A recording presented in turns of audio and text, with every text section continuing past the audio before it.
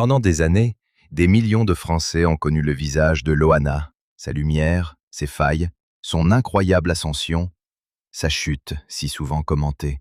Et aujourd'hui, il n'y a plus rien à annoncer, plus rien à vendre, plus rien à rejouer. Rien, sinon un dernier adieu.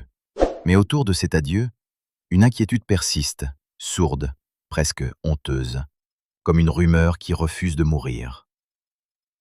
Il y a des inimitiés, de la concurrence malsaine. Certains ont déjà envisagé ce moment pour vider leur sac. Cette phrase, attribuée à un proche et relayée dans la presse, n'a pas eu besoin de musique, ni d'effets, ni de mise en scène pour produire son impact. Un témoin, un constat, quelques mots seulement. Et soudain, la cérémonie funéraire n'apparaît plus seulement comme un hommage, mais comme un possible point de rupture. C'est précisément ce qui donne à cette histoire une force tragique rare.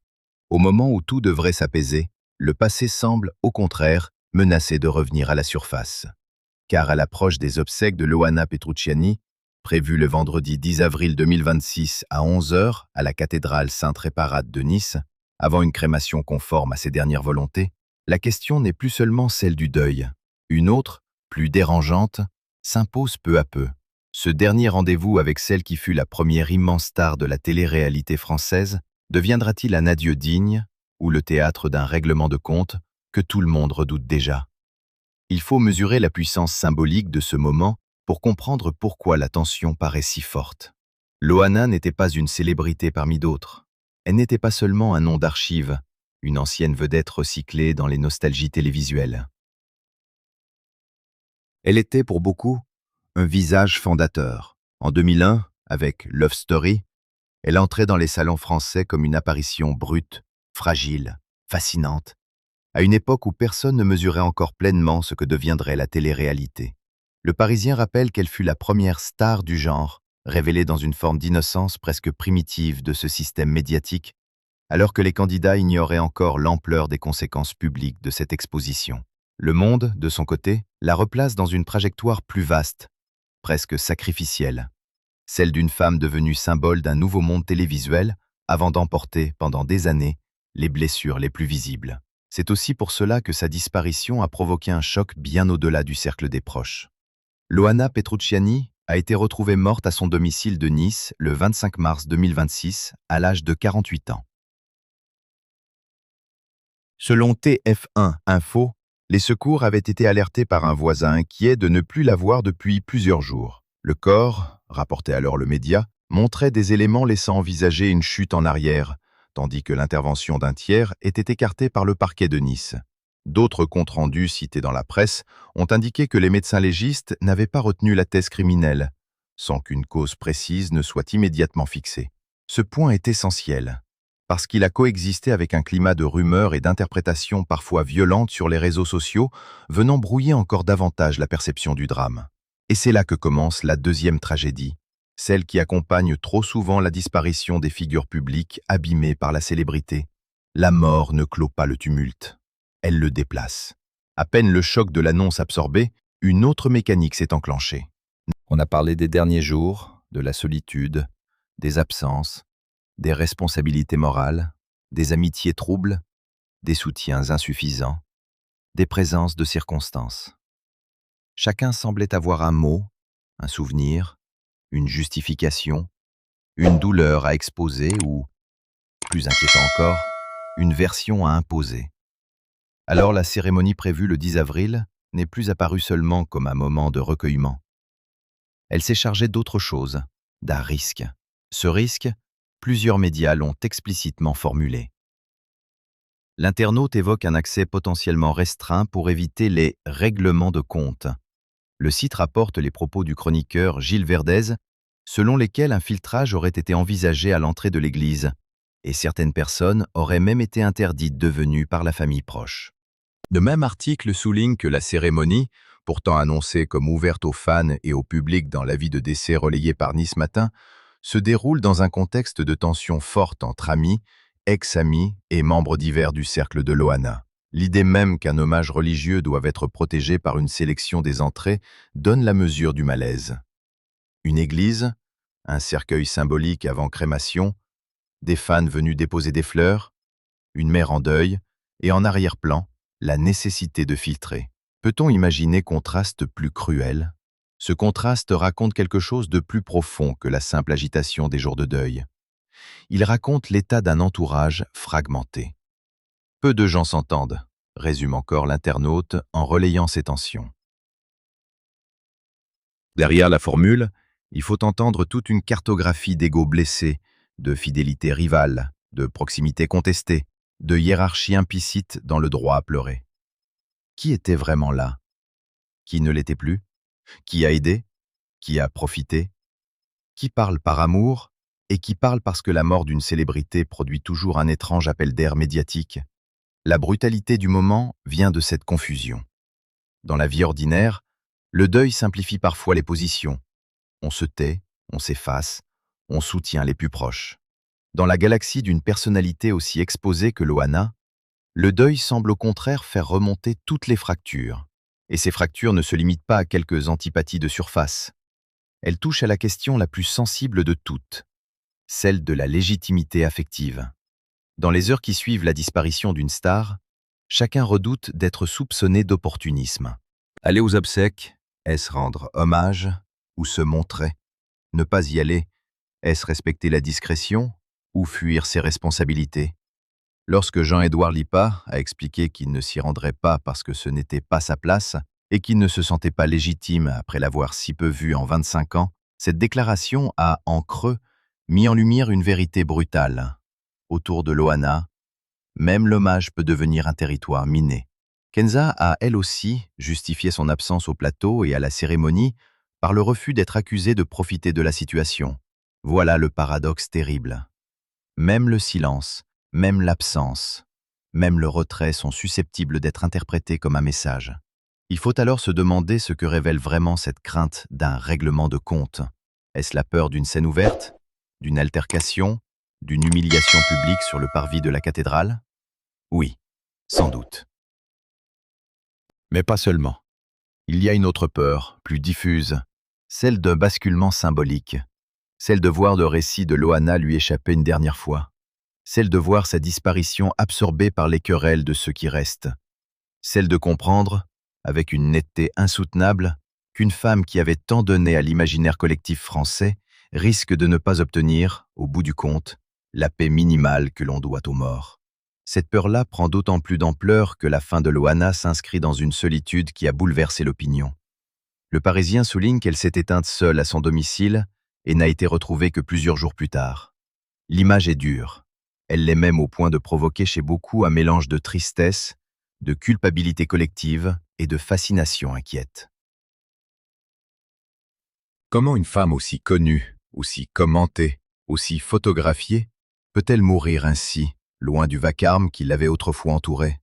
Comment une figure qui a incarné à ce point la visibilité absolue peut-elle disparaître dans une forme d'invisibilité concrète, domestique, presque silencieuse? Cette contradiction hante forcément tout ce qui se prépare autour de ces obsèques. Et puis, il y a le sujet que tout le monde regarde avec gêne, presque sur la pointe des pieds.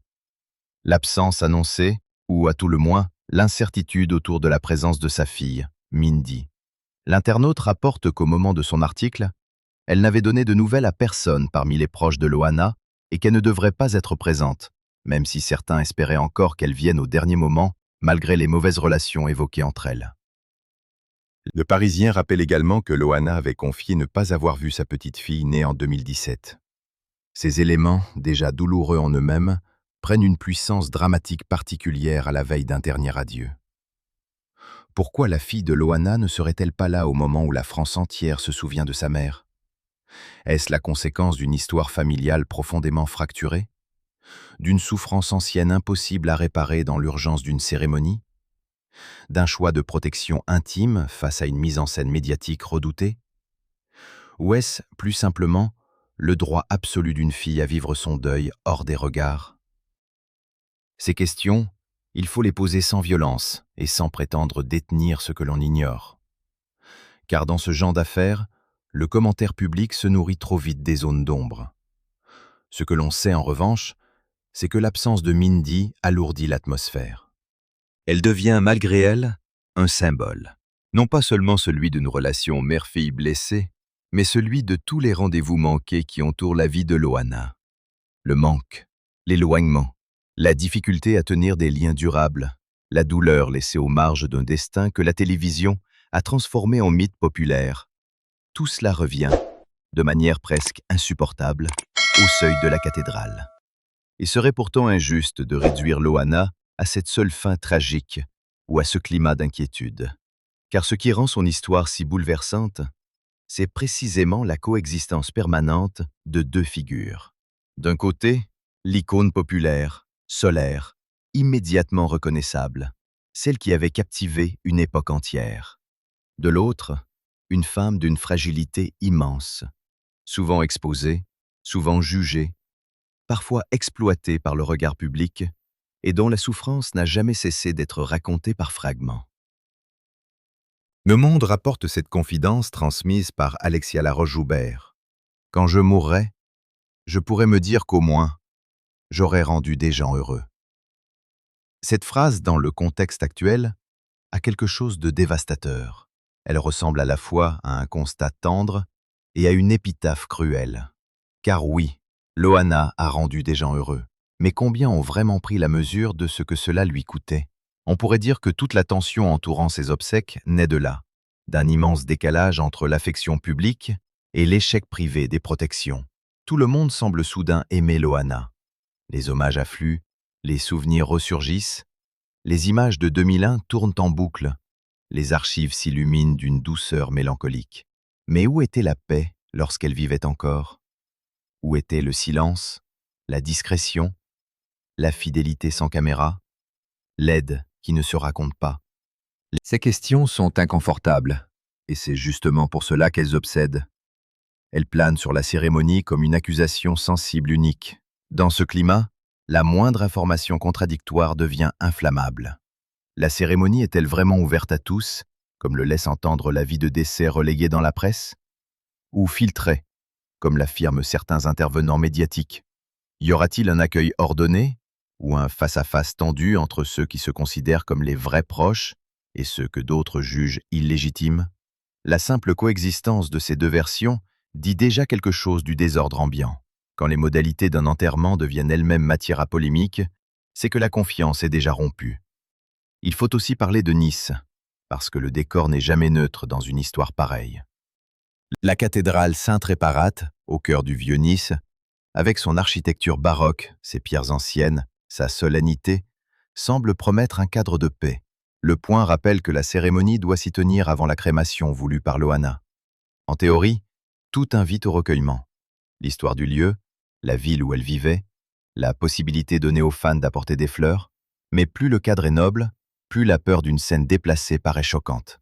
Imagine-t-on ce que serait, devant un tel édifice, une querelle de préséance, une exclusion mal gérée, un échange amer, un regard chargé de rancœur capté par les téléphones?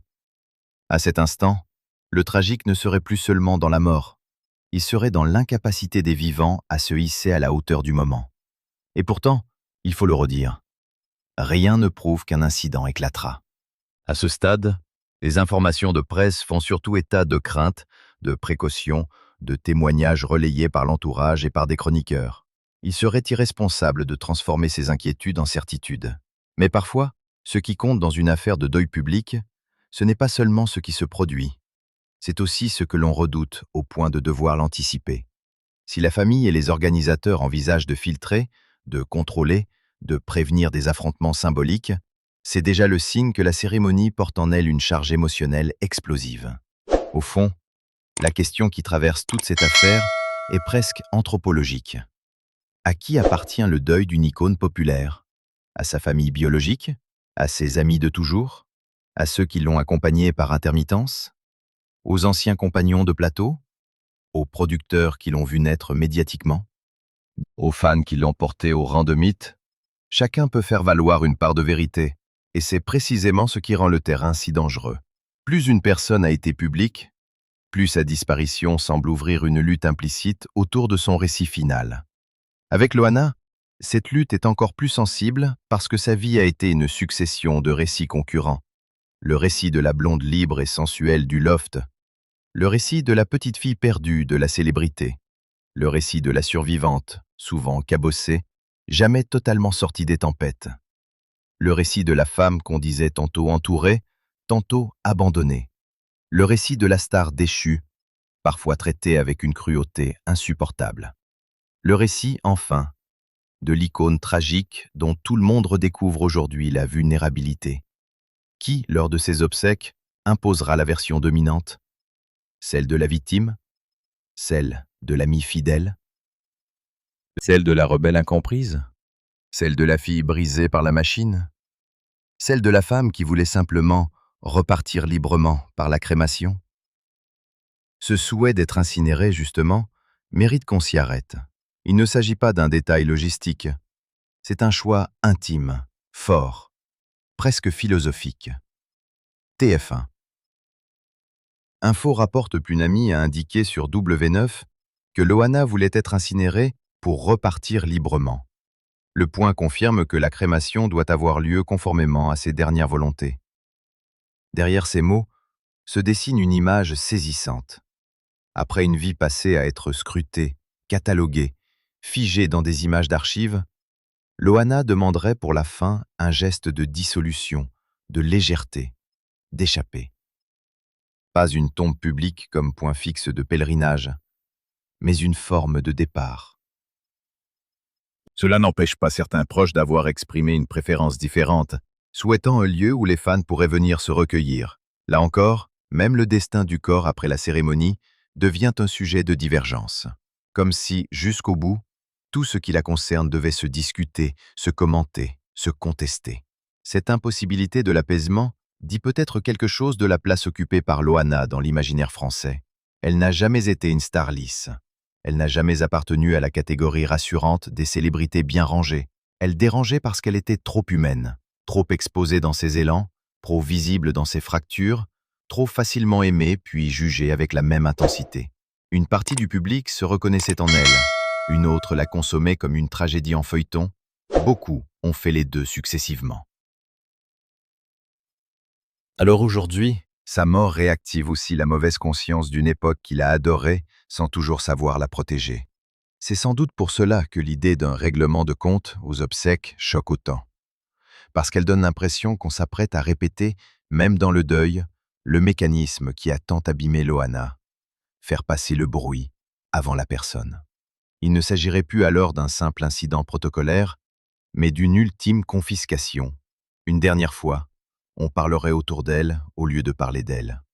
Une dernière fois, d'autres récits prendraient le dessus sur sa propre histoire.